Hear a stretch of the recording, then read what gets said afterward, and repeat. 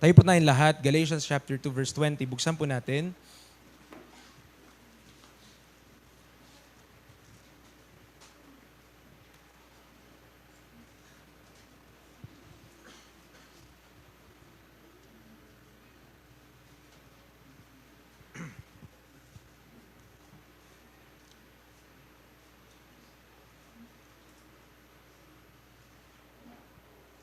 Sabay-sabay po nating basahin. The Bible says, I am crucified with Christ, nevertheless I live.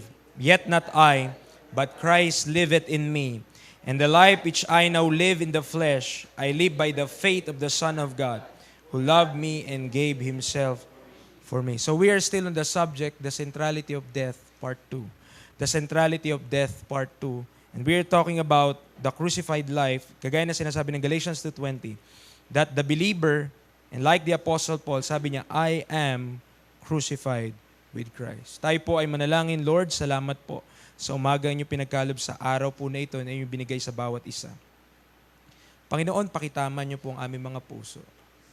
Pakihanda niyo nga po, Panginoon, ang aming mga puso na makatanggap ng iyong banal na salita. Lord, sa kaguluhan po, sa kabisihan ng buhay, sa karamihan ng mga iniisip po namin sa pang-araw-araw. Tulungan niyo po kami na piliin, O Diyos, ang inyong kalooban. Turuan niyo po kami na piliin, O Diyos, kung ano pong makakalugod po sa inyo. Sa amin pong sariling mga laman, alam po namin na kami po ay mahina. Alam po namin na hindi po mananaig ang kahit na ano, Panginoon. Pag pinili po namin ang aming laman, yun po ang nasusunod. Lord, help us to learn these truths. Sa kanila na mga hindi pa ligtas, makilala ka bilang tagapagligtas. Pero sa aming mga ligtas, I pray, dear Lord, na maging totoo sa amin kung ano ang nakalagay sa iyong banal na salita. Wag nawa kami mga Kristiyano na kung saan hindi nakikita si Kristo sa aming mga buhay. Panginoon, bigyan niyo po kami ng banal na takot na wag magpatuloy sa buhay na ito na hindi ka po nalulugod. Na wag magpatuloy sa buhay na ito na wala pong daladalang pagkatakot po sa inyo sa aming paglakad na ikaw ay amin pong mapapurihan sa bawat aming ginagawa. Lord, we are not special people, but we are saved by grace. And we believe in the power of that gospel. That gospel that saved us from hell is the same gospel that will help us to live this Christian life. Salamat, O Diyos. Panginoon, kung kami man po inyong itutuwid ngayong umaga, kung kami man po, Panginoon, inyong papalalahanan, nawa ito ay maging banayad sa aming mga puso. Nawa ito ay magdulot ng conviction sa amin. Nawa kami, Panginoon, maging kampante sa kung ano po ang meron po kami ngayon na Kristyanismo, na pagiging karnal, O Diyos. Nawa kami gawin mo mang lalong espiritual. Salamat sa spirito ng awitan ngayong umaga. Ikaw ang maitaas, maluwalhati sa pangalan ni Jesus.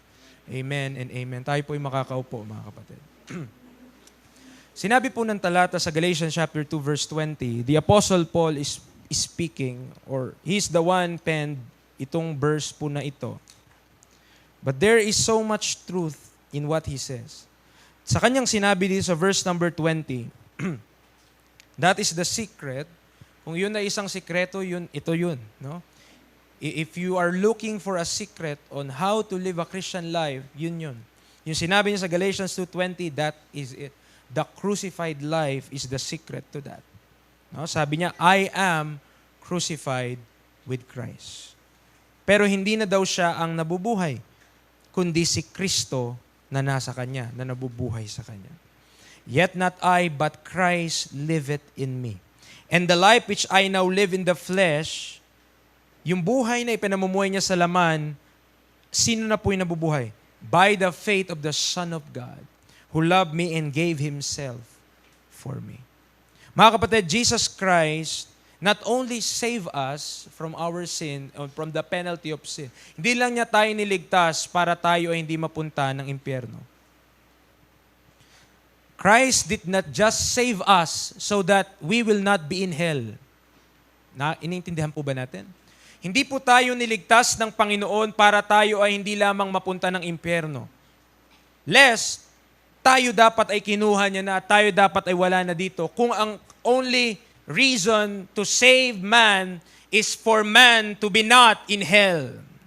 If that is the only reason God saved man, then man should be in heaven right now.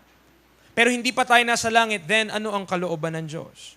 God wants that even though we are in the flesh, gusto ng Diyos na kahit tayo ay nasa laman, Christ will live in us. And Christ will be shown in our lives. Ang gusto ng Panginoon, hindi lamang tayo ay nabubuhay dito sa mundo na parang wala lang, kundi si Kristo ay nasa sa atin.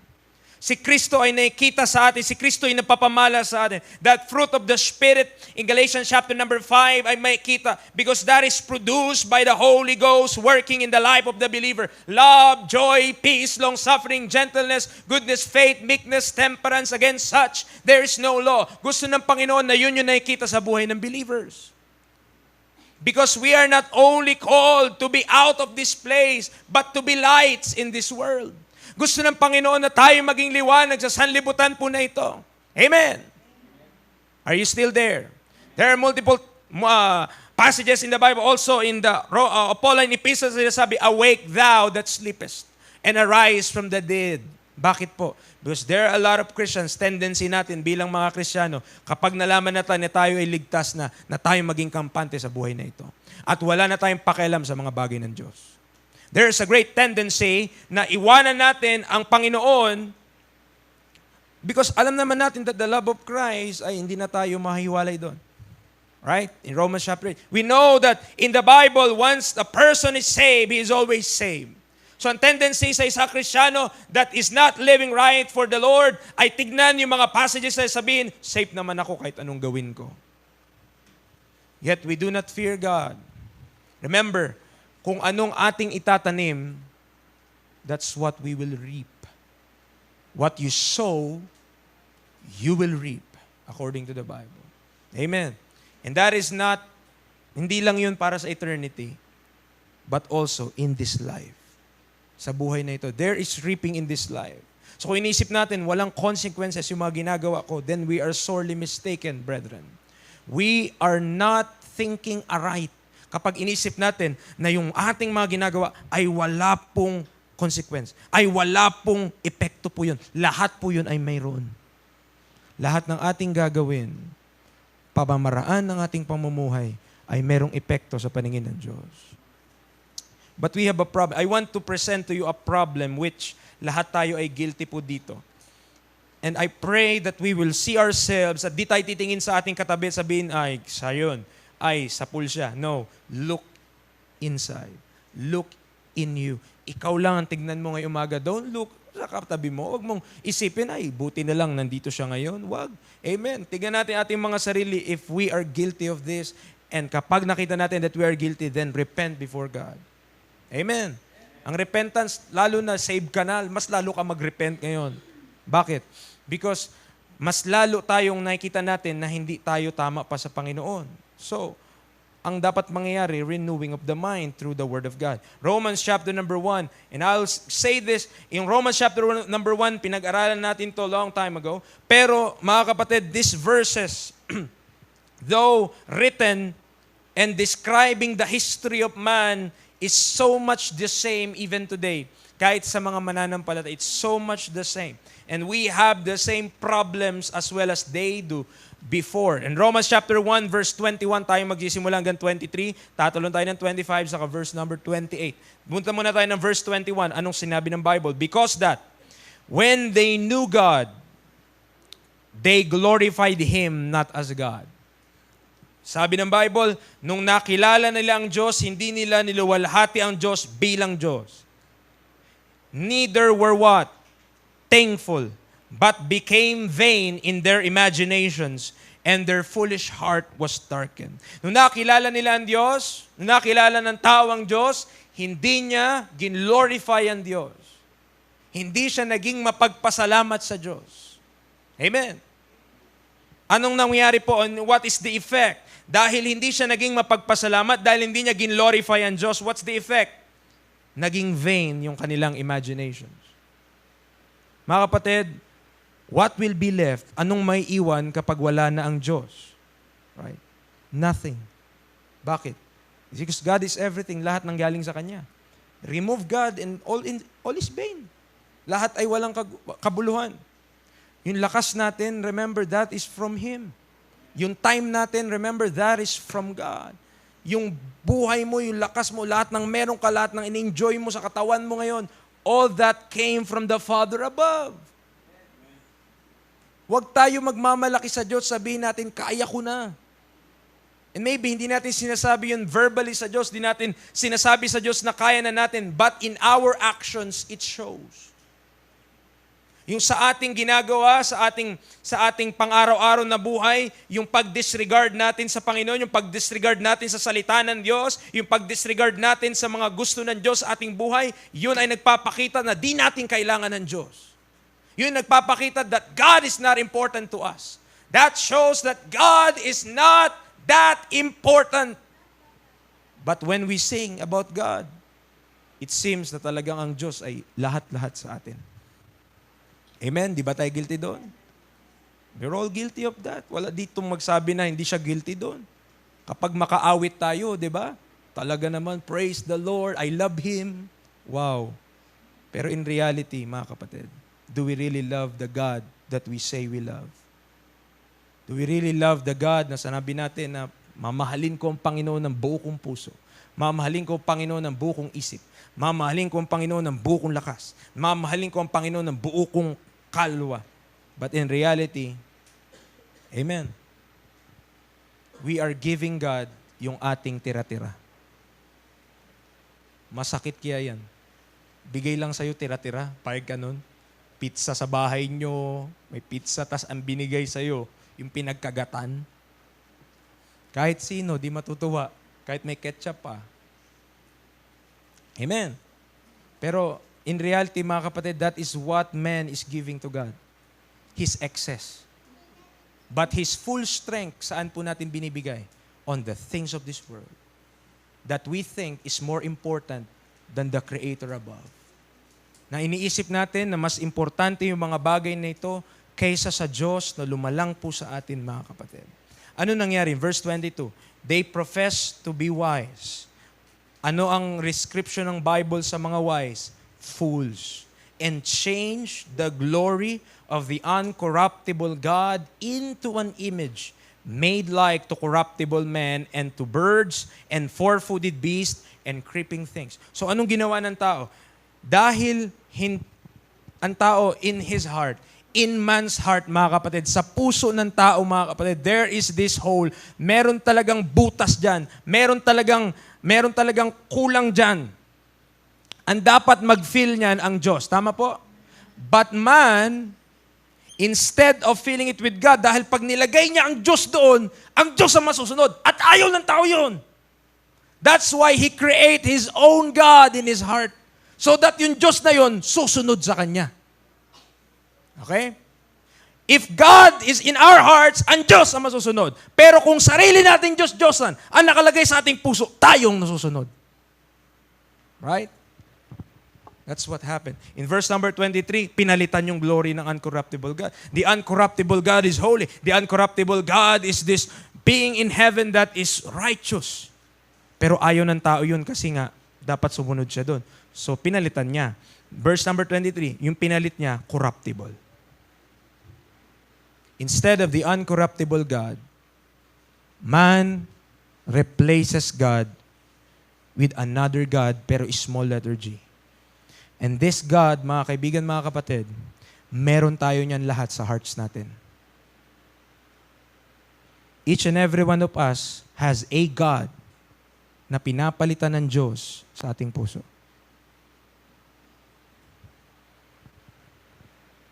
That God could take in form. Iba-iba yan. Hindi tayo pare-parehas ng Diyos sa ating puso, mga kapatid. That small letter G, it's different. To some, that God may be their work. To some, that God could be money. To some, that God could be their family. Diba?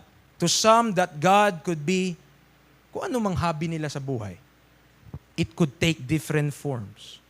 Pero ang underlying foundation ng God na ito, whatever na pinapalitan ang pwesto ng Diyos, that's a God. Whatever replaces the place of God. Kung ano man ang magpapalit sa Diyos sa buhay natin, that's a God according to the Bible.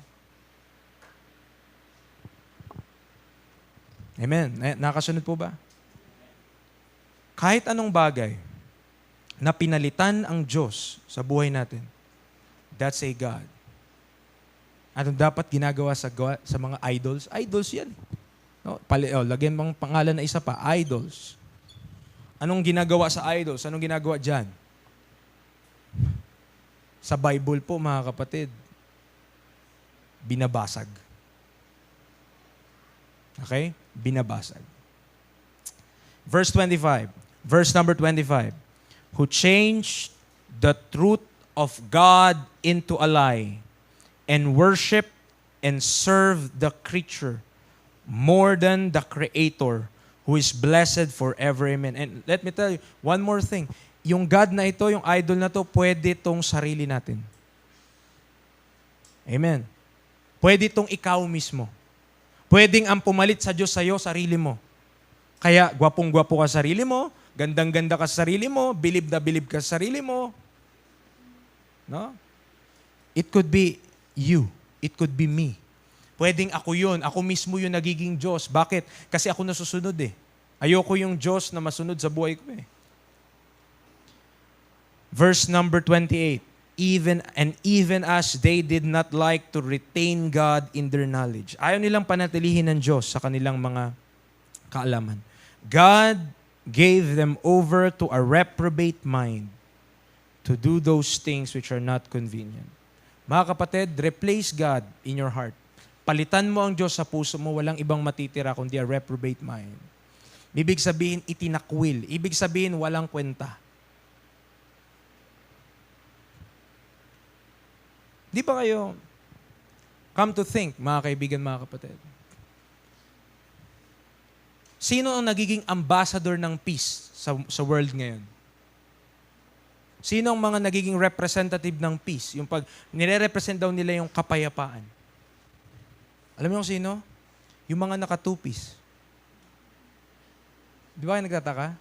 Kung bakit yung mga Miss Universe, mga Miss World, mga ganyan, they are representing peace.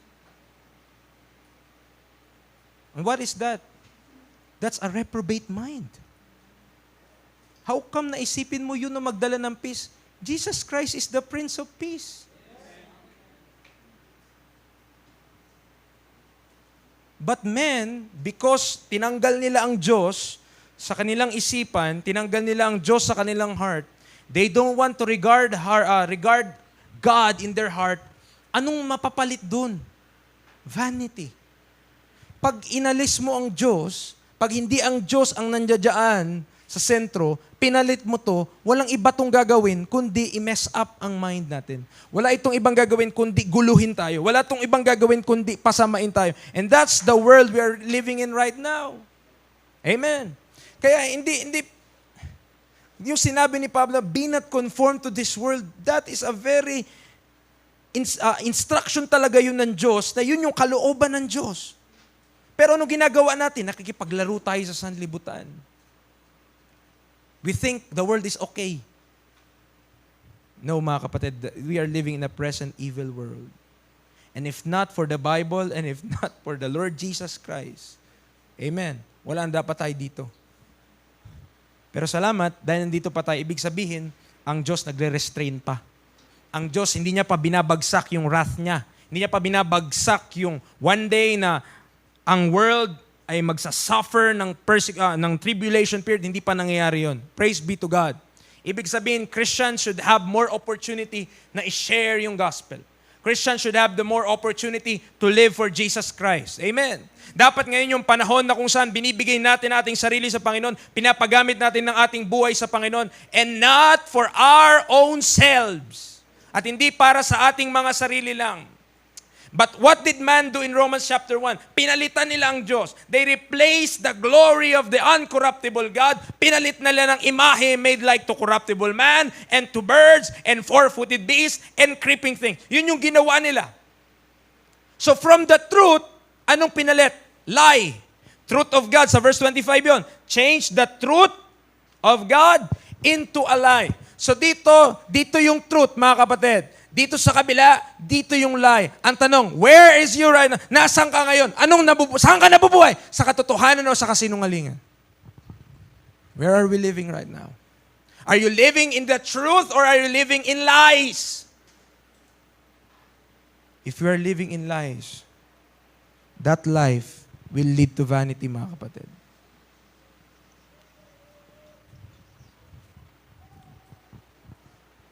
We are preaching this morning because in the Garden of Eden, ito yung naging problema nila.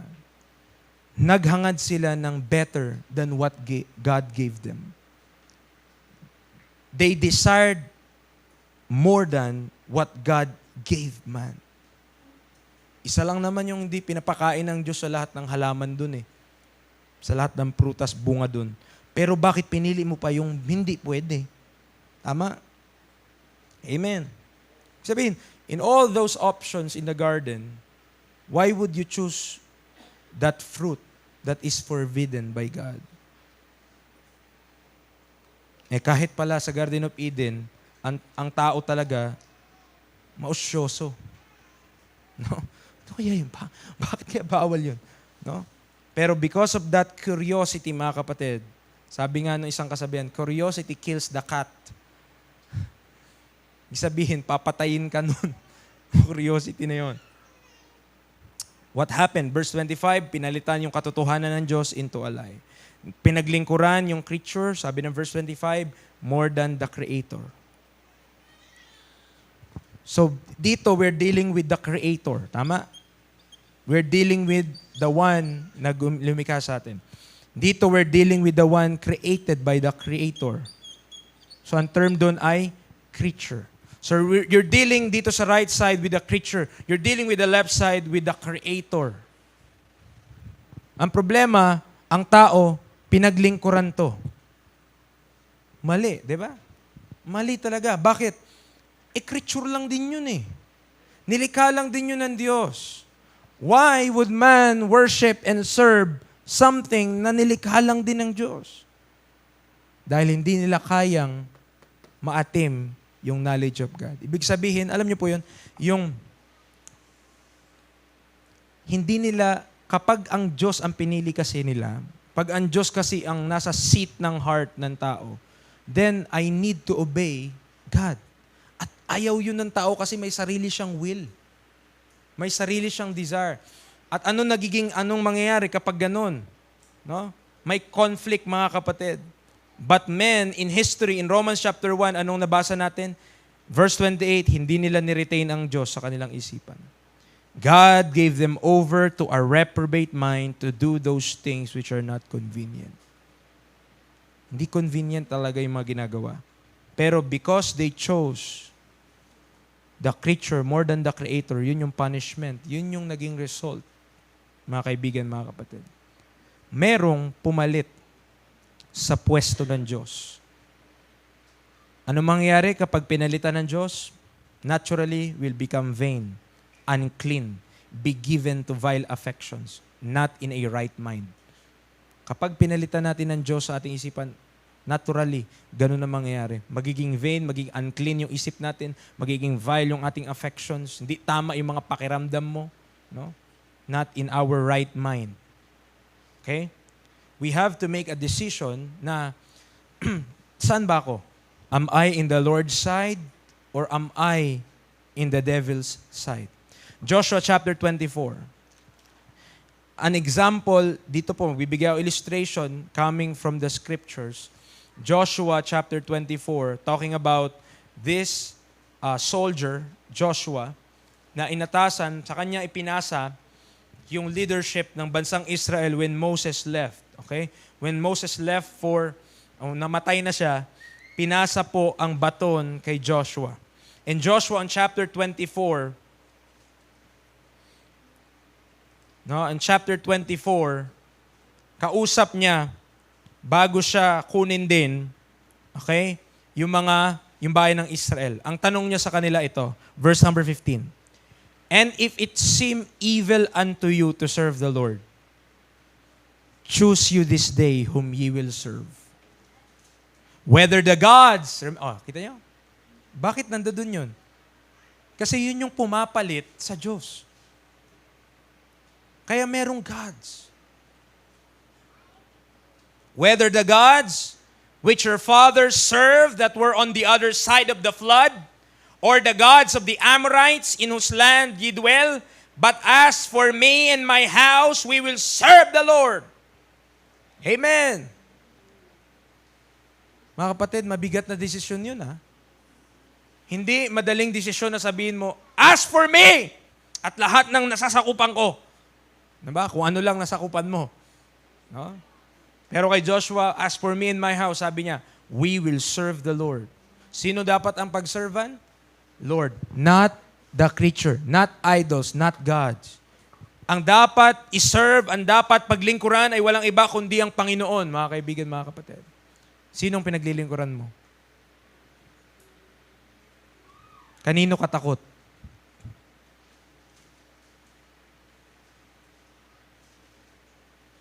Kanino tayo may takot? Do we fear God or do we fear men? Takot ba tayo sa sabihin ng tao? Natatakot tayo sa sabi ng Diyos. Amen. As for Joshua, sabi niya, sige, pili kayo. Gusto niyo yung mga gods ng mga Amorites? Gusto niyo yung mga gods na pinaglingkuran ng mga tatay niyo? No? Sige, pili kayo. Pero ako, we will serve the Lord. We will serve the Lord. Ba?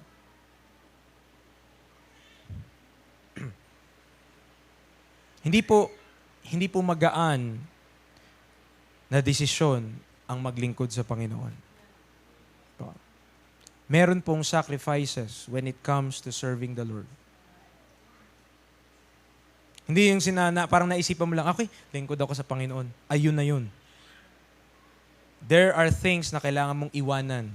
There are things na kailangan mamatay ka doon. We're talking about the crucified life. I am crucified with Christ. May mga bagay na kailangan mong i-let go in order to serve God. And even to let go of yourself. Kung ang Diyos mo, sarili mo. Kung ang Diyos ko, sarili ko, I need to let go of myself. Hindi dapat pala ako nasusunod. To God, it is not an excuse na sabihin po natin na ako na kasi ito eh. Oh, yan ka na nga. Pero si Kristo iba siya eh. Amen. Christ could transform you if you will allow God to transform you. Pero if we will insist on our rebellion, if we will insist on our disobedience, yan ka na talaga. Yan na talaga ako. Pero na-try na ba nating ang Diyos ang inalaw natin to take over? Ba? Are we allowing God to take over? As for Joshua, he will serve the Lord. 1 Kings, kay Elijah po mga kapatid. 1 Kings chapter number 18. 1 Kings chapter number 18, verse 21. We have here Elijah in front of the masses na kung saan we have this on one side, nandyan yung mga alagad ni Baal. And on the other side, we have Elijah at walang gustong sumama sa kanya. He is alone in this battle. But in verse 21, ang sabi ni Elijah sa mga tao, in chapter 18, verse 21 ng 1 Kings, this brave man of God, ang sabi niya, Elijah came unto all the people and said, how long halt ye between two opinions? If the Lord be God, follow him. But if Baal, then follow him. And the people answered him not a word. Ang clear naman po eh. Amen. Clear naman po, kung ang Diyos, Diyos talaga siya, ba't di natin ibigay yung buhay natin sa Kanya? Kung ang Diyos, Diyos talaga siya, ba't di siya karapat-dapat? Ba't di natin siya i-count worthy kung anong meron tayo? Pero kung ang totoo naman pala ito, edi ito na lang. Pero ang mga tao, ano naging sagot nila? Tahimik silang lahat. And the people answered him not a word. But we know what happened in this story, mga kapatid. Nagpaligsahan. Yung isa, nagsugat-sugat pa sila para bumaba yung apoy mula kay Baal. Pero walang apoy na bumagsak. Amen. Walang apoy na bumagsak. But when Elijah prayed. Amen. At binasa niya pa. Tama? Verse number 33. And he put the wood in order and cut the bullock in pieces and laid him on the wood and said, fill 4 barrels with water and pour it on the burnt sacrifice and on the wood. May kita po natin, alam niyo yung verse na yung ways ng Panginoon are not our ways? And His thoughts not your thoughts? Magre-request ka ng apoy, bakit babasain mo? Diba?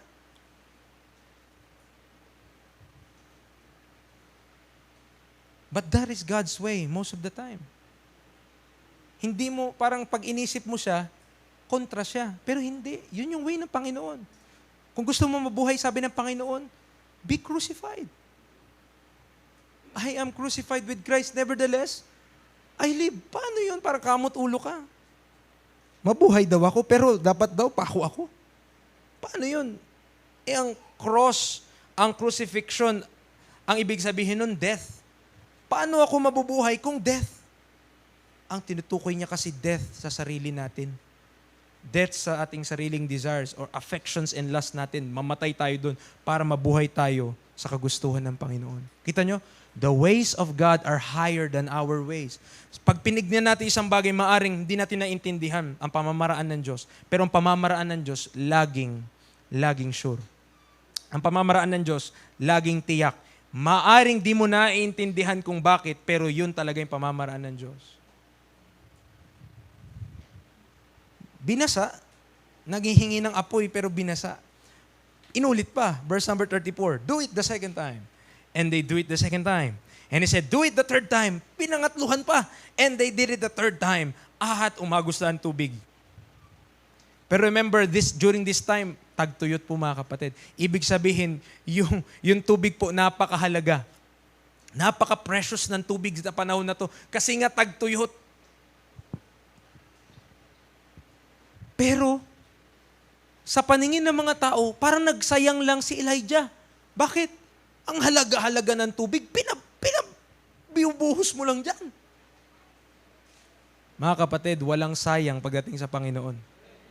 Parang isipin natin, sayang naman yung buhay ko kung ibibigay ko sa Panginoon. Sayang naman yung buhay ko kung ipapagamit ko sa Panginoon. Sayang naman yung buhay ko. Madami pa akong pangarap. Parang sayang, no? Kapag pinagamit natin sa Panginoon. Pero kagaya ni Elijah, binuhos yung tubig. Siguro sabi ng mga tao, sa dila ko na lang ibagsak. Pero hindi po mga kapatid. Amen. Binuhos niya doon. Sinagot ng Panginoon. Kinain ng Panginoon yung sacrifice. Verse number 38. Then the fire of the Lord fell and consumed the burnt sacrifice, and the wood, and the stones, and the dust, and lick up the water that was in the trench. Nubos ng Panginoon. You know, maaaring tignan nila yung nakasayangan ng mga taong nandoon. Tama? Binuhos yung tubig. Maaaring ang tingin nila doon, sayang yun. Kasi nga binuhos nila yung tubig eh. Binuhos ni Elijah yung tubig. Pero mga kapatid, sino ba nagpapaulan? Sino ba ang nagbibigay ng rain? Hindi ba't ang Diyos? Ano po kung bakit nagtuyot sila? Kasi sumasamba sila sa mga Diyos-Diyosan. At punishment ng Diyos sa kanila na mayroong tagtuyot. Kaya sabi mga noon, okay, walang ulan. Ano kayo ngayon? Diba? Kaya sila nasa ganong kalagayan, dahil po mga kapatid, hindi tama sila hindi tama yung puso nila sa Panginoon. Sumasamba sila sa Diyos-Diyosan. Tumalikod sila sa Panginoon eh. Kung manunumbalik lang sila sa Panginoon, abay, ano bang sabi? Ang pangako po sa bayan ng Israel, pagpapalain sila ng Diyos. Kung magtatapat lang sila, mga kapatid, bubuksan ng Diyos yung windows of heaven. At papaulanin yun. Para pag umulan, ang kanilang mga crops mamumunga at magiging masagana sila.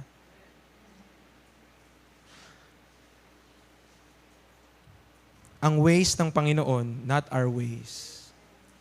And His thoughts, not our thoughts. Pero ano sabi ng Bible? Kaya sabi niya, let this mind be in you as it is also in Christ Jesus.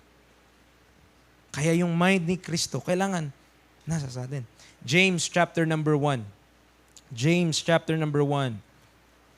Another principle po dito mga kapatid na may kita po natin. Alam niyo po, hindi talaga mag-work ang Christianity kung half-hearted tayo tungkol dito. Ibig sabihin, hindi ka buong puso dito, hindi ka 100%, hindi buong-buo yung devotion mo dito, ay, hindi talaga gagana. Bakit? James chapter 1 verse 8, anong sabi ng Bible? A double-minded man is unstable in all his ways. Either, iserve mo yung mga gods ng mga Amorites, iserve mo yung mga gods ng mga fathers nyo, sabi ni Joshua, or serve the Lord. Sabi ni Elijah, choose you this day, si Baal o ang Panginoon. Amen. Hindi pwede bang both para safety? Para pag pinagpala si Baal, kasama ako sa blessing. Pag pinagpala ng Diyos, kasama ko sa blessing. Pwede bang gitna? Hindi po pwede yun sa Diyos. Amen. If you want the full backing of God, kung gusto natin na ang Diyos nasa likod natin, lahat ng ating ginagawa, dapat sa Diyos ka. We should be on the Lord's side only and not on the side of the world. Hindi pwede para kang, alam niyo yun, kung saan okay. Ay, dito tayo konti.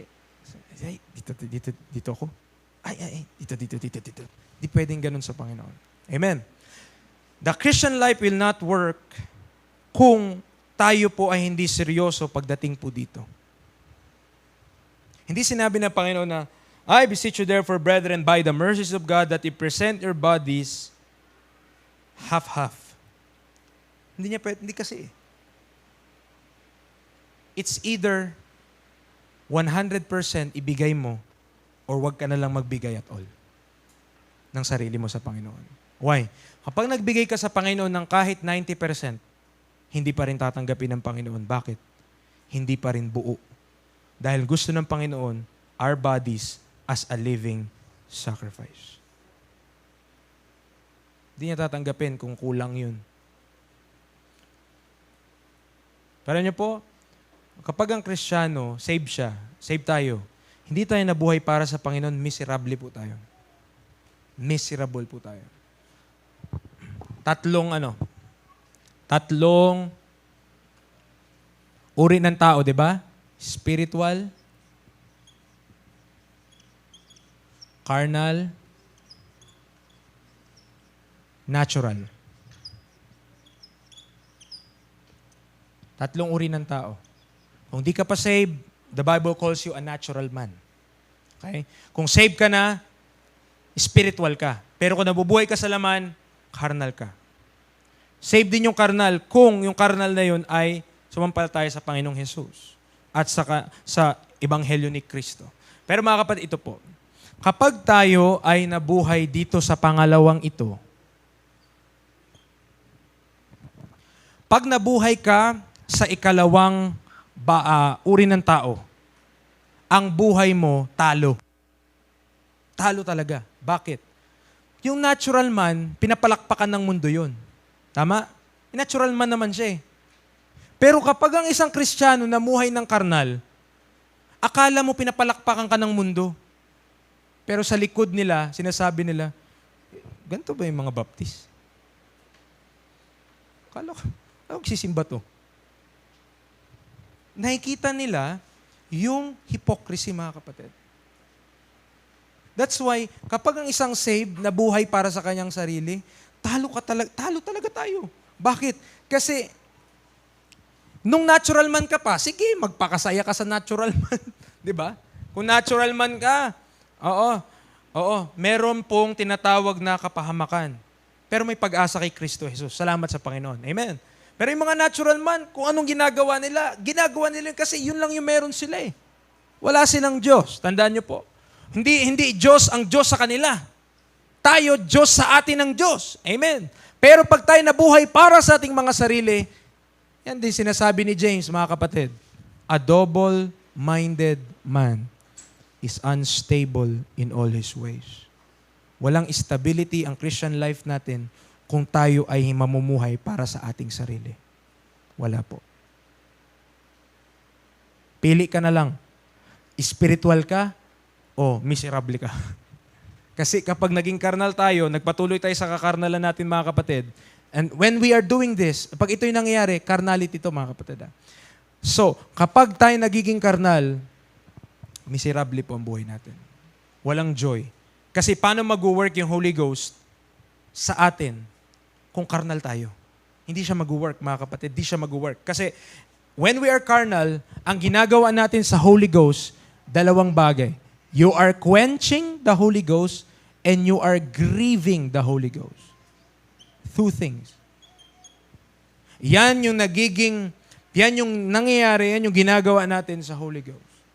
When we are living for ourselves and not for the one who rose from the dead. Na hindi para kay Kristo Jesus. We quench and we grieve Him. And remember, the Holy Ghost is not just a force. The Holy Ghost is God. At ang ginagawa natin sa Diyos every time that we're living for self, nabubuhay tayo para sa ating mga sarili, we are quenching the Holy Spirit, we're grieving the Holy Spirit of God. Romans chapter 6. What should be, ano dapat yung ating ginagawa? Romans chapter 6 verse 16.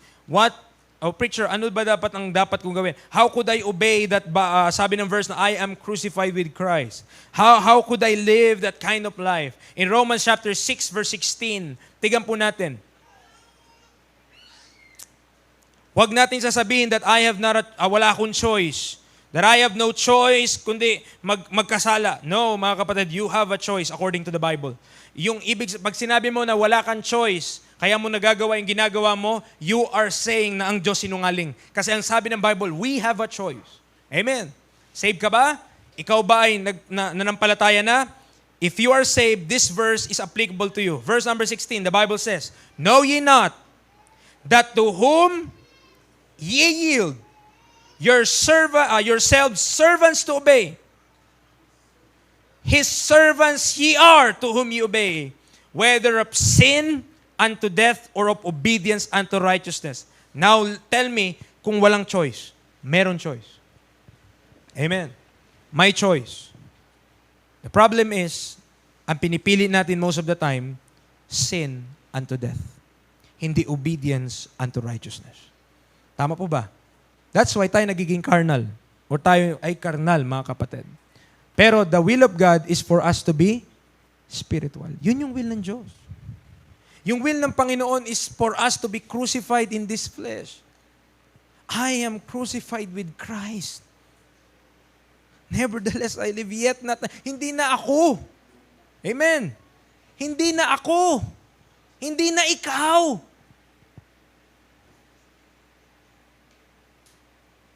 Preacher, ako na po kasi ito eh.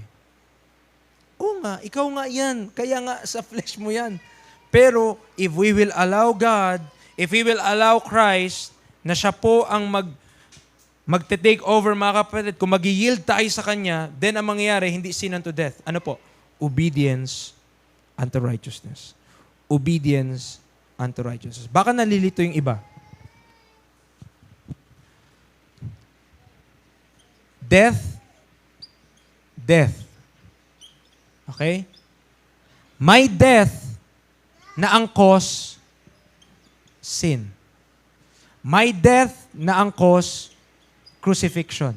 Ano dapat yung sa atin? Yung sa crucifixion.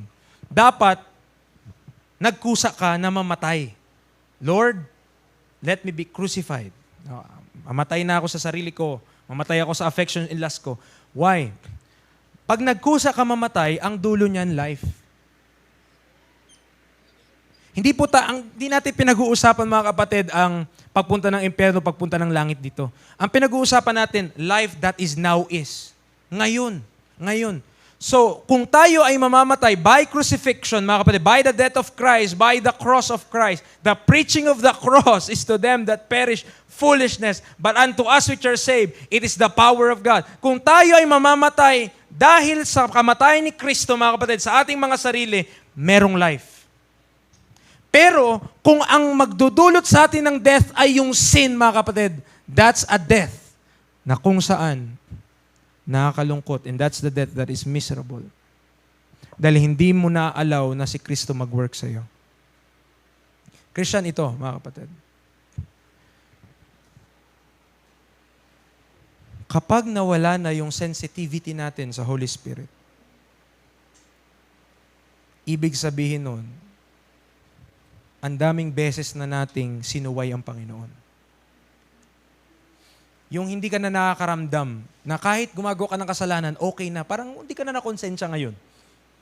Pero yung kakasave mo pa lang, ay nakukonsensya ka lagi, Lord. So, sorry ka agad sa Panginoon. Sabi mo, Lord, sorry po, Panginoon. Sorry, Lord, kasi nagkasala po ako, Panginoon. Pero bakit, compare mo ngayon, bakit ngayon hindi ka nagsusorry sa Panginoon kahit ulit-ulit na yung ginagawa mo? Kahit ulit-ulit na yung ginagawa ko? Anong nangyari?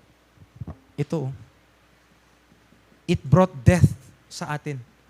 There's a death in the Bible na pag pumunta ka dyan, mga kapatid, sa death na yan, ay,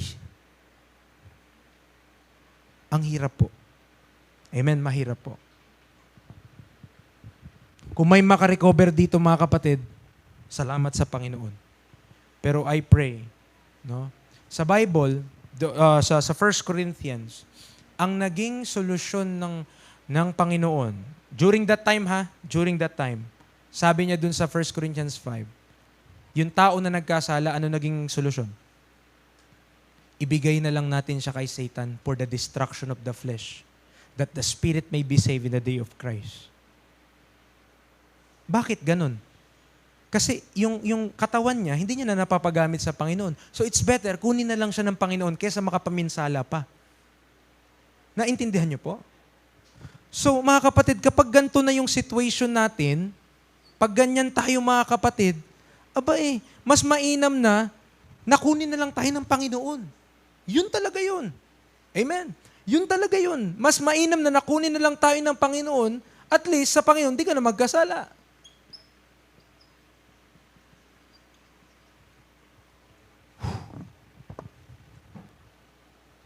That's why the Apostle Paul is constantly saying na wag sana akong maging cast away. Alala niyo yun? Ayokong maging cast away. Na ako yung nangaral, pero matagpuan ako sa dulo, na ako mismo cast away. Kayo ba naniniwala ang kaligtasan di nawawala? Ano yung tinutukoy niya? Ano yung tinutukoy niya doon? Na maging cast away siya. Na sa kanyang paglilingkod, mga kapatid, matagpuan ang kanyang paglilingkod na hindi tama. Nasayang lang pala lahat. Bakit? Nagpagod lang siya sa laman, pero wala palang gantimpala dahil hindi tama yung kanyang paglilingkod, ang kanyang puso sa Panginoon. Kaya mga kapatid, delikado ito. Yung death na ito na dulot ng kasalanan, mga kapatid. Tingnan, Romans 6 yan, mga kapatid. Romans 6 yan.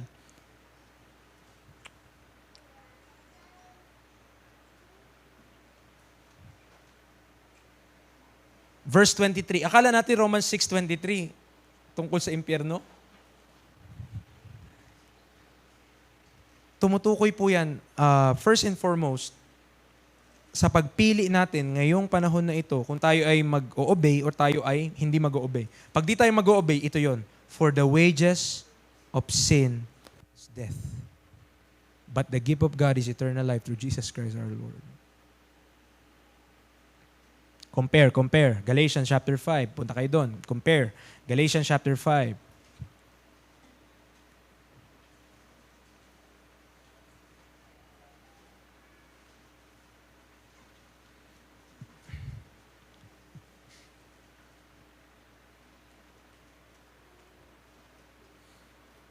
Verse 8. Tignan nyo. Chapter 6, verse 8. Tignan nyo po. Magsisimula akong verse 7 for context para maintindihan natin. Galatians chapter 6 verse 7 hanggang 8. Be not deceived, sabi niya. God is not mocked. For whatsoever a man soweth, that shall he also reap. For he that soweth to his flesh. Salvation ng kaluluwa o testimony? Hindi to kaluluwa kasi nagsosow sa flesh Tama? He that soweth to his flesh shall of the flesh reap what? Ito yun. Corruption daw yan. He that soweth to the flesh shall of the flesh, ano sabi? Reap corruption. Pero contra, Kung hindi ka sa flesh magsuso, kung hindi ka sa flesh maghahasiksang ka dapat. He that soweth to the Spirit shall of the Spirit reap life everlasting. Iba yon sa everlasting life. Huwag na kayo maguluhan. Ang context kasi dyan, service. Kapag tayo ay sumunod sa Panginoon, mga kapatid, there is this life in Christ na may experience natin.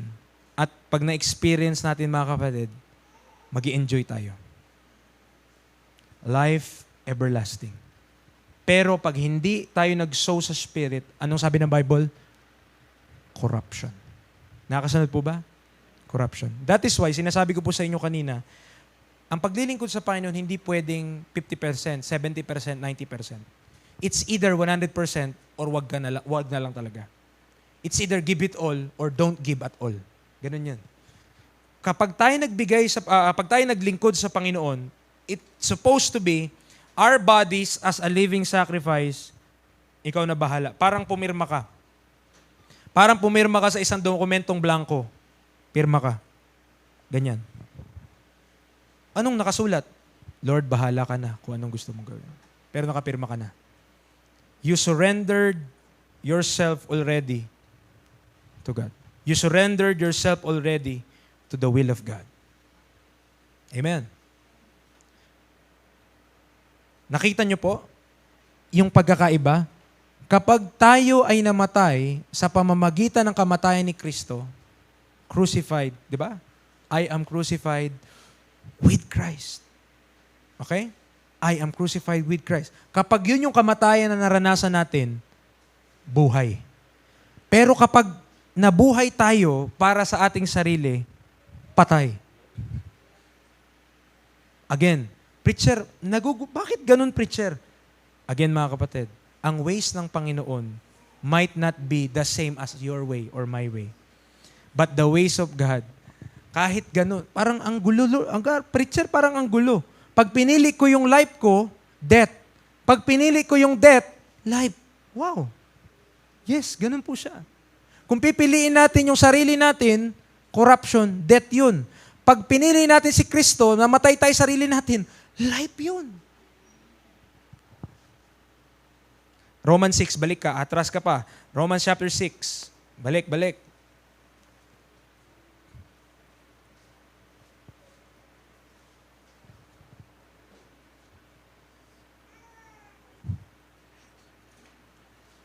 Verse 17 to 18. Anong sabi? Verse number 17 to 18. Romans chapter number 6. Verses 17 to 18. Ang sabi ng Bible, but God be thanked that ye were the servants of what? Sin. Kayo ay mga naging alipin ng kasalanan. Tayong lahat yon. Amen? Kung hindi pa tayo saved, we are servants of sin. Pero anong nangyari? Supposed to be nung naligtas ka, but ye have obeyed from the heart that form of doctrine which was delivered you, being then made free from sin, he became the servants of righteousness. Saan ka na servant? Sino na po ang inyong master? Sino na po ang ating master? Righteousness. Hindi na po sin. Amen? Righteousness. Saan mo matututunan ng righteousness? It is a righteous book. It's a righteous scripture from the righteous God.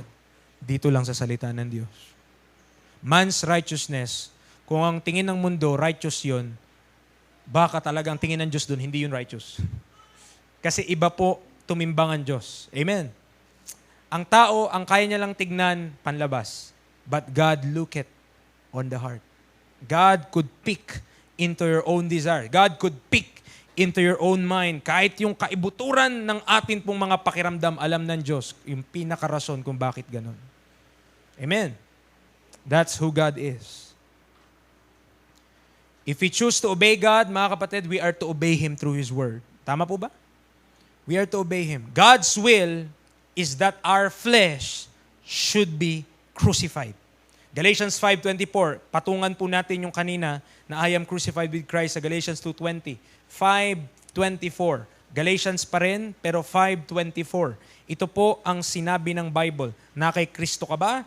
If you are in Christ, kung kay Kristo ka, dahil sumampalataya ka sa ginawa ni Kristo, then this verse is also for you. Amen? Anong sabi ng Bible? They that are Christ, ano daw ang dapat kung kay Kristo ka? Have crucified the flesh with the affections and lust. Praise the Lord. Mga kapatid, we have affections. We have our own lust. Meron tayo nun lahat. Unless, kung wala tayong ganun, bakit ka pa ititempt? Tama? Kaya ka tinitempt kasi may ganun talaga tayo. Meron tayong tendency na bumigay doon. That's why there is temptation. Pero salamat sa Panginoon kasi according to the Bible din, walang binigay na temptation but such as is common to man. But God is faithful who will not, yung sinabi doon sa verse na yun, above that ye are able, but with the temptation also make a way of escape that ye may be able to bear it. Ibig sabihin sa lahat ng sitwasyon na nandoon po tayo mga kapatid, may pamamaraan ng Diyos kung paano ka makakaalis dyan kung willing kang sumunod sa Panginoon. Amen? Nandun tayo sa mahirap na sitwasyon, nandun tayo sa magulong sitwasyon, mga kapatid, nandun tayo sa consequence ng mga ginagawa natin. But God has a way to escape. And God is able to help. And God, even dun sa mga temptations na pwede kang mag-yield na lang na mag-yield ng mang-yield sa flesh, God has a way to escape that you may be able to bear it. Para kayanin natin, mga kapatid. Diyan pa po ba kayo? Our affection, anong sabi ng Galatians 5:24? Sila ng mga nakay Kristo, ay ipinako na crucify na yung kanilang affection and lust. And do you know, isa sa form ng lust, ito po, Colossians 3 verse 5. Colossians 3 verse 5.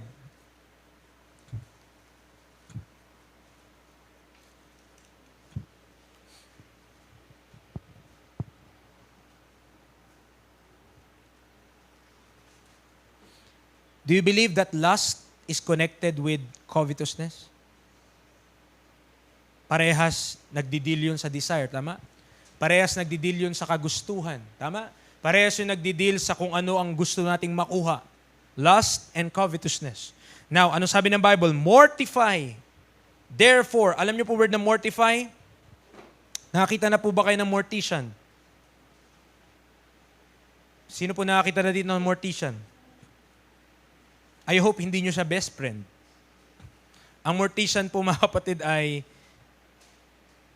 kung di ako nagkakamali, ay yun yung po yung nagme-makeup sa patay. Mortician din ang tawag doon. Kasi mortification deals with death.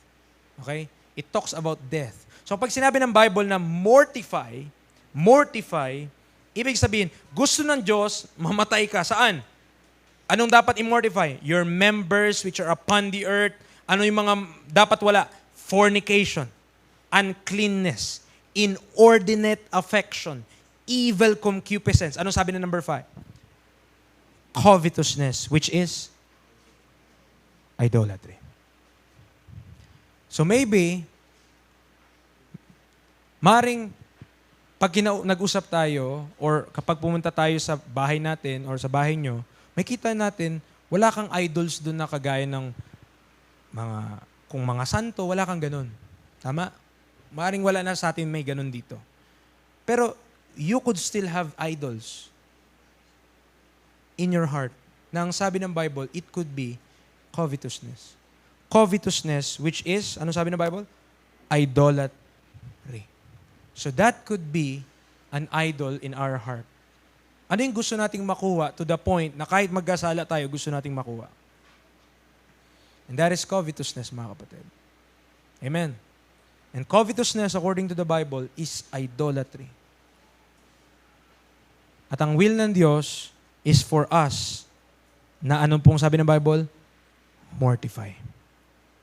Amen. Mortify. Preacher, kapag sinunod ko po yung sinabi ng Bible, preacher, ano po kasi baka po iwasan na po ako ng mga tropa ko. Eh di maganda. Bakit? Hindi naman sila nakatulong sa yung spiritual growth. Nakatulong sila sa iyo para maging carnal ka. Amen. Para maging carnal ako. Pero ano sabi ng Bible? Mortify daw dapat. Mortify therefore your members which are upon the earth. Psalms 106. Nandiyan pa po ba kayo? Amen. Salamat. Ano po, nawa, nabubulay-bulay po natin, napapagbulayan po natin yung mga salita po na ito. Psalm 106, verse number 14. Psalm 106, verse number 14. Layo ng pinuntahan natin, no? Verse number 14. This is the account or nire-recall nung psalmist, yun nangyari doon sa wilderness, nung pumunta doon ang bayan ng Israel. Anong nangyari sa kanila? Anong meron sila doon? Verse number 14, the Bible says, but lusted exceedingly in the wilderness and tempted God in the desert. So ang nangyari sa kanila, nagdi-desire sila. And by the way, naturo po natin yun dito, na they're not supposed to be in the wilderness for 40 years. Hindi dapat sila nasa wilderness ng 40 taon. Pero bakit po sila nanatili sa wilderness ng 40 taon? Dahil po sa katigasan ng kanilang mga puso. Ito po yun, no? Egypt, 3 lugar lang, di ba? Egypt, wilderness, Canaan.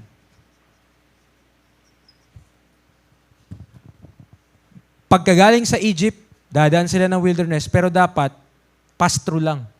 Hindi sila magi-stay dyan. Canaan na agad sila. Dahil ito yung promised land. Tama? Promised land. Ironically, sa Bible, ang tawag sa wilderness na ito, wilderness of sin. Tama? Wilderness of sin. Na nung ginamit ni Apostle Paul sa 1 Corinthians or 2 Corinthians, hindi ko na maalala, 1 Corinthians yon, yung account na yon, in-apply niya yun sa believers, tayo ngayon, na pwede pala, no? Parang tayo yun eh. Nanggaling tayo sa mundo, na-save tayo, no? Sinave tayo ng Panginoon, so inalis tayo sa Egypt, inalis tayo. Pero na-stuck ka sa wilderness. And that reflects, mga kapatid, yung flesh.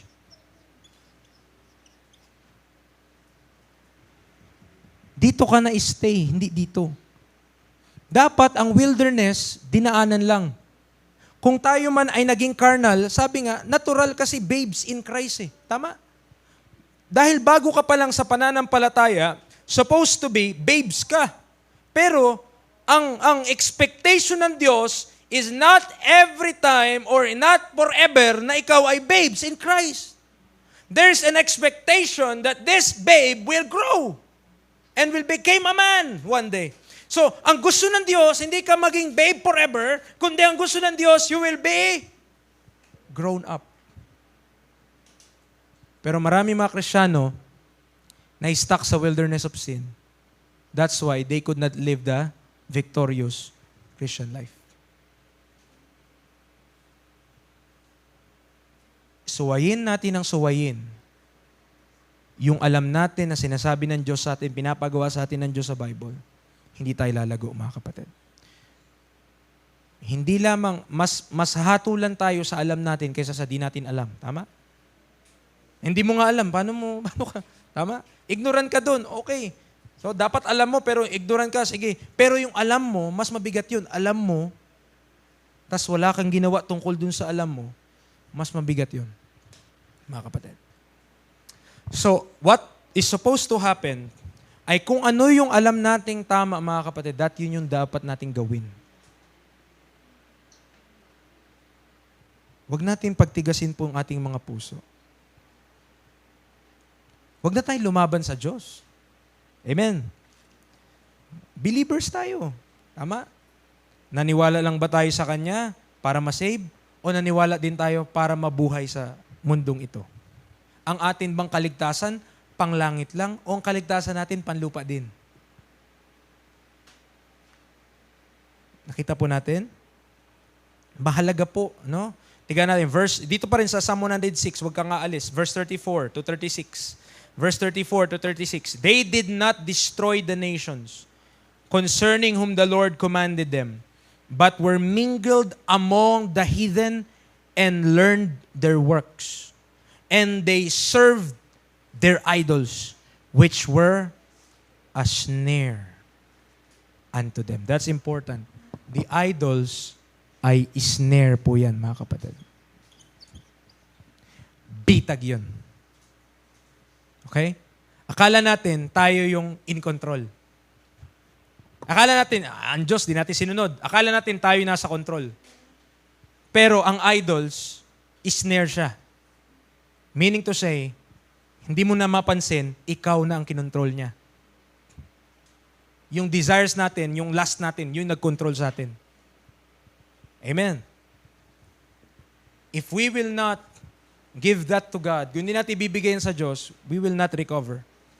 We will not recover. Mananatili ka dito forever sa wilderness. You will never grow as a Christian. We will never grow as a Christian. Kapag tayo hindi sumunod sa alam nating tama, hindi tayo lalago sa Panginoon. Okay lang, hindi mo alam lahat ng verse sa Bible. Okay lang yun. Lahat naman nag-grow eh. Tama? Dapat lahat mag-grow. Pero yung alam mo at hindi mo sinunod, yun po ang delikado mga kapatid. Amen. Kasi, doon ka mas lalong mag-grow kapag tinetest ka ng Panginoon sa bagay nun at sumusunod ka. Pero pag di ka sumunod, pinagtigas natin ating puso, doon tayo mananagot sa Panginoon. 2 Corinthians 10, malapit na po tayo mga kapatid. Po kayo mag-alala. Pero wag nawa na ang message na ito parang lumipas lang na naman na linggo. Na nandito lang naman tayo, nakinig tayo ng preaching, pero walang nangyari. Make a decision, mga kapatid. Make a decision sa buhay natin. I will live. Iiwanan ko na itong ginagawa ko. Maglilingkod na ako sa Panginoon. Amen. Make a decision. Hindi mo alam kung malakas ka pa bukas. Hindi mo alam kung meron ka pa. You don't know your life. I don't know my life. Hindi ko alam kung bukas humihinga pa ako eh. Pero if ngayong araw, you will surrender to God and sasabihin mo, Panginoon, sa iyo ko po ibigay aking buhay. Praise the Lord. Amen. Make a decision mga kapatid. Wag nating hayaan na tayo ay nasa ilalim ng dominion ng kasalanan. 2 Corinthians 10 verse 4, anong sabi ng Bible? For the weapons of our warfare are not carnal. Amen. But mighty through God to the pulling down of strongholds. Kung nasaktan tayo sa preaching, kung natamaan tayo sa preaching ng salita ng Diyos, praise the Lord, may pakiramdam ka pa. Amen. Kasi kung hindi ka na nakakaramdam, abay, zombie ka na. Delikado yun. Pero kung nakaramdam ka pa, may pag-asa ka pa. Amen. May pag-asa ka pa. Huwag ka nang matigas ang ulo kasi.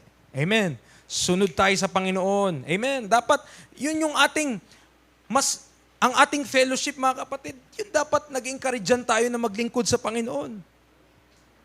Ano po? 2 Timothy 2:26, anong sabi doon? 2 Timothy 2 verse 26, ano pang sabi ng Bible? And that, inutusan muna. Ang sabi muna doon sa verse 25, sa servant of the Lord, ang dapat gamitan mo, meekness. Yan. Sabi, in meekness, instructing those that oppose themselves. Kaya po, kahit tayo nagtuturo nito, kahit tayo nagpipreach po nito, ini-include ko po ang sarili ko. Amen? Bakit po? Kasama po ko dito. Okay? Hindi po tayo exempted sa carnality. Tama? We're not exempted to that. But praise the Lord, we have a great Savior. Kaya sabi niya, in meekness, instructing those that oppose themselves. If God, peradventure, will give them what? Repentance to the acknowledging of the truth. Yan yung kailangan mong matagpuan. Kung natagpuan mo yan ngayon, nakita mo yung truth, nakita mo yung sarili mo, na ikaw hindi lumalakad sa katotohanan ng Diyos, praise the Lord, naibigay sa iyo yun. Pero nawa, ikaw ay mag-repent. Hindi lang na-acknowledge mo ang truth. Hindi lang nakita mo na mali ako, mahuhulog na ako sa bangin, papunta na ako sa bangin. Tumiretso ka pa. Hindi lang na-acknowledge mo, kundi repent. Bangin yun. Balik tayo sa Panginoon. Amen. Pabulusok ka na. Pamiserable ka na. Huwag ka na dumiretso doon. Amen. Huwag tayong papayag na kalus na yung puso natin sa Panginoon. Huwag tayong papayag na, alam mo, wala ka ng pakiramdam. Gumawa ka ng kasalanan, wala ka na talaga pakiramdam. Manhid ka na sa sin. Hindi po yun maganda, mga kapatid. Ang maganda kapag nakagawa tayo, nakapagsabi ka lang na di maganda, aba yung Holy Spirit, pinaalalahan na, Lord, sorry, Lord. Napataas po yung boses ko. Ano lang naman po yun passionate lang. Hindi naman po tayo galit. No? Ano lang. Diba? Maganda na yung Holy Spirit, nandiyan lang siya, yung freely siya maka-work sa atin. Ibig sabihin, pag sinabi niya, okay, anak, kanta ka. Ikaw, Amen Lord, kanta ako. Di ba? Anak, wag ka kumanta. Okay, hindi na kanta. No? Testimony ka, anak. Ayoko Lord, nahihiya ako eh. Di ba? Hindi dapat. Dapat lagi tayong ready, mga kapatid, sa bidding ng Panginoon. Kung gusto ng Panginoon ito para sa atin, gawin natin. Amen. Dapat ganun po tayo. We have consented. Ang problema, umuo tayo sa mga bagay na inalipin tayo. Hindi natin masisisi yung umalipin sa atin, yung thoughts mo, yung idols natin sa heart. Hindi mo sila masisi. Bakit? Ikaw yung nag-allow sa kanila na maging servant kanila. Kaya ka nandiyan sa sitwasyon ngayon kasi ginusto mo yan. Amen? Ginusto din natin yan. Now, kung gusto natin makaalis sa ganyan, then we need Jesus Christ. Iba kino-quote, I can do all things. Tumigil. Hanggang dun lang. Mali yung verse mo. Ibang version yun. I can do all things through Christ, which strengtheneth me. Tanggalin mo si Kristo, I cannot do all things. Amen. Hindi kayo pwede. Hindi talaga. Romans chapter 7. May illustration dito kung papaanong makalaya, mga kapatid. And the method to be freed is death. The method to be freed is death. Walang ibang way. Dito ginamit niya yung halimbawa doon po sa mag-asawa na kapag namatay daw po ang isa, malaya na po yung isa. Basahin nyo na lang. Basahin natin. Sabi niya, verse 1, Know ye not, brethren, for I speak to them that know the law. Kasi yung law yung tinutukoy niya. How that the law hath dominion over a man as long as he liveth. So meron daw yung law, meron pa ring dominion hanggat nabubuhay ang tao. For the woman which hath an husband is bound by the law to her husband so long as he liveth. Tama? Pero kapag namatay na daw yung husband, she is loose from the law of her husband.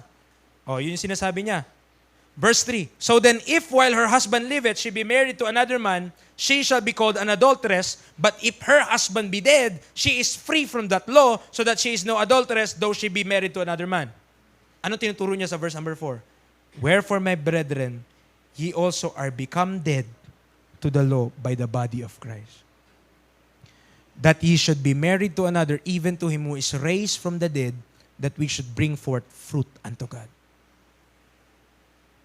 Mga kapatid, verse number 4, it is clear. Kaya tayo ay napalaya dahil sa kamatayan din ni Kristo. Dead by the body of Christ. Ano ba nangyari sa katawan ni Kristo doon sa krus? Namatay, mga kapatid. That he should be married to another, even to him. Remember, ito. Sasabihin nila, tayo ang bride of Christ. Hindi ako nag-claim nun. Mas accurate pa, married na.